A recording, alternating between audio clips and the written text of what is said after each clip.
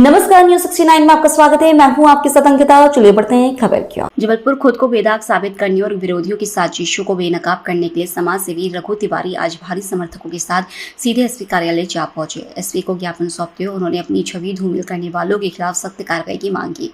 रघु तिवारी ने मीडिया के सामने दो टूक शब्दों में कहा कि अनुकंपा नियुक्ति के नाम पर 2 लाख और एसआई की नौकरी के नाम पर 8 लाख मांगने के आरोप पूरी तरह मनगढ़ंत और झूठे हैं। हकीकत यह है कि उन्होंने तो पीड़ित परिवार की मदद के लिए हाई कोर्ट में लड़ाई लड़ी और जीत भी दिलाई, लेकिन कोर्ट का फैसला आते ही कुछ लोगों ने उनके खिलाफ साजिश रचकर ब्लैकमेलिंग शुरू कर दी और कोर्ट फीस के लेन देन को रिश्वत का नाम दे दिया। बिना पक्ष जाने मीडिया ट्रायल चलाने वालों पर अपनी गहरी नाराजगी जताते हुए रघु तिवारी ने पुलिस प्रशासन के सामने एक खुली चुनौती फेंक दी है। उन्होंने गरजते हुए कहा, अगर मेरे खिलाफ पैसे के अवैध लेन देन या धोखाधड़ी का एक भी सबूत मिलता है तो प्रशासन मेरे खिलाफ मामला दर्ज करे। मैं खुद अपनी गिरफ्तारी देने सामने आऊंगा। उन्होंने साफ किया कि कानूनी प्रक्रियाओं के तहत लिए गए पैसों को गलत तरीके से पेश किया जा रहा है।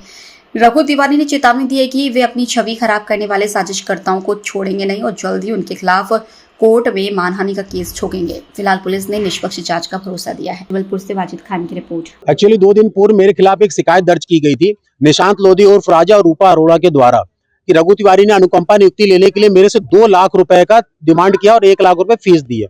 1 लाख रुपए पहले दे चुका हुआ है। एक्चुअली ये पूरा मामला ही घुमा दिया गया, कहीं ना कहीं मेरी छवि धूमिल करने का प्रयास किया गया, क्योंकि मैं समाज सेवी हूं, पूरा शहर जानता है कि मैं किस तरीके से लोगों के लिए तत्पर खड़ा रहता हूं। 2019 में इनके पिताजी का देहांत हो चुका था। इनके पिताजी की अनुकंपा नियुक्ति राजा लोधी को और निशांत लोधी को मिलनी थी, लेकिन कुछ कारणवश क्या कारण था कि फैक्ट्री उन्हें नौकरी आवंटित नहीं कर रही थी। तो जब वो मेरे पास 2025 में अक्टूबर में आया तो मैंने उन्हें बोला कि कोर्ट में केस लगाते हैं, केस फाइल होगा। मेरे साथी मित्र के द्वारा केस फाइल भी किया गया और केस जीता भी गया। 13 फरवरी को आदेश भी कर दिया माननीय उच्च न्यायालय ने कि सीओडी को भी और दिल्ली हेड ऑफिस को भी, सीओडी को भी, कि 3 महीने के भीतर उचित कार्रवाई की जाए इनके अनुकंपा नियुक्ति को लेकर। उस व्यक्ति ने उस आदेश को, माननीय उच्च न्यायालय के आदेश को फर्जी बताया। तो मैंने बोला कि अगर तुम्हें ये आदेश फर्जी लगता है तो इसके लिए कोर्ट ऑफ कंडेम लगा दो, मेरे ऊपर केस लगा दो। उसने कुछ नहीं किया। कोर्ट ने 3 माह का समय दिया था, उसने 3 माह का इंतजार किया। 13 मई को जैसे 3 माह खत्म होता है, 14 मई को उसने मुझे एक धमकी भरा कॉल किया, एक्सटॉर्शन कॉल किया। किसने? रूपा अरोड़ा, निशांत लोधी, दोनों ने। रूपा अरोड़ा ने मेरे को फोन करके ये बोलती है कि मेरे थ्रू ये पैसा दिए थे आपको। वो कोर्ट का फीस एक्चुअली दिया हुआ था 50,000 रुपीज, 1 लाख की बात नहीं थी और कोई 2 लाख की बात नहीं थी। कहीं साक्ष्य अगर मिलता है तो मैं खुद सामने प्रस्तुत हो जाऊंगा। तो रूपा अरोड़ा ने फोन किया कि आप इसके दिए हुए पैसे लौटा दो, क्योंकि मेरा भी नाम बोल रहा है कि मेरे थ्रू गया है, तो मेरा भी नाम लिखवा रहा है, मुझे भी आपके विरोध खड़ा होना पड़ेगा इसके साथ। तो मैं बोला अगर आप भी झूठ में शामिल होना चाहते हो तो आप भी शामिल हो जाओ, आप भी एसपी महोदय के ऑफिस पहुंच जाओ। लेकिन यहाँ जब पहुंचा गया तो यहाँ पूरी बातों को घुमा दिया गया। यहाँ ये एक बात भी नहीं कही गई कि मामला न्यायालय में था, मामला कोर्ट केस था। यहाँ सीधे बोल दिया कि रघु तिवारी ने नौकरी के लिए पैसे लिए। तो पूरी तरीके से मेरी छवि धूमिल की गई थी।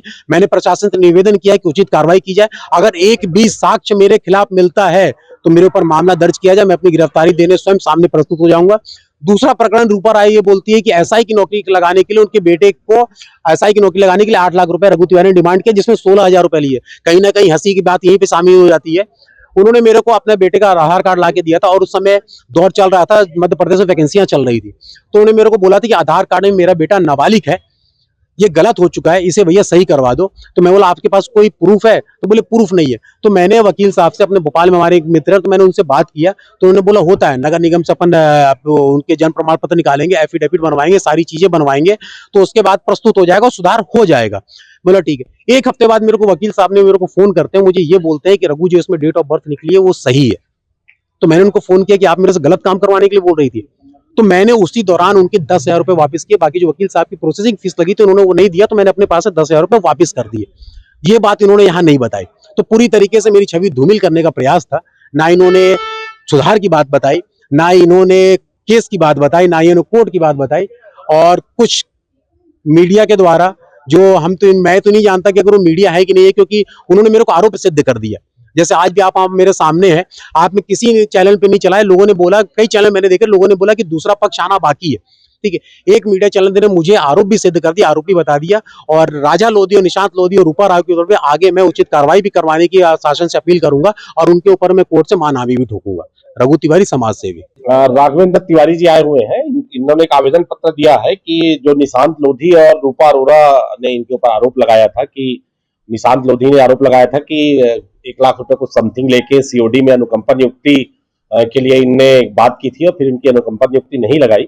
तो इनका कहना यह है कि वो एक जो सीओडी डिपार्टमेंट था उसको अनुकंपा नियुक्ति नहीं दी जा रही थी, तो इनने एक वकील के माध्यम से एक हाई कोर्ट का निर्णय भी इनने लगाया है, उसकी फीस इनने ली थी।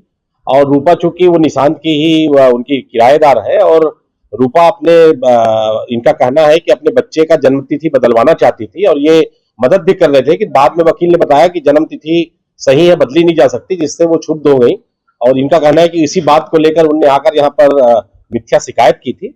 उनकी भी शिकायत जांच में ली गई है और आज इनकी भी शिकायत जांच में ली जा रही है, जो सीधे टीआई बेलबाग को भेजी जा रही है और दोनों शिकायत की जांच की जाएगी। अगर कोई भी व्यक्ति इसमें मिथ्या बातें कहा होगा या कोई झूठी तथ्य पेश किया होगा तो निश्चित रूप से उसके खिलाफ भारतीय न्याय संहिता के खिलाफ हम वैधानिक कार्रवाई करना सुनिश्चित करेंगे। जांच लगभग कितने दिनों में कंप्लीट हो जाएगी? ये 15 दिनों के भीतर ये जांच हम कंप्लीट कर लेंगे।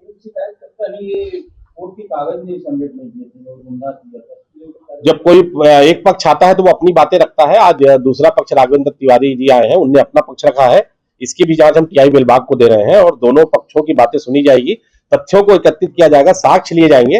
किसी ने मिथ्या साक्ष्य गढ़ा होगा या झूठी बात कही होगी जो हमारे जांच के दौरान सामने आएगी, उस व्यक्ति के खिलाफ इसमें कठोर वैधानिक कार्रवाई सुनिश्चित। फिलहाल इस खबर में इतना ही। आप बने रहिए न्यूज़ 69 चैनल के साथ। नमस्कार।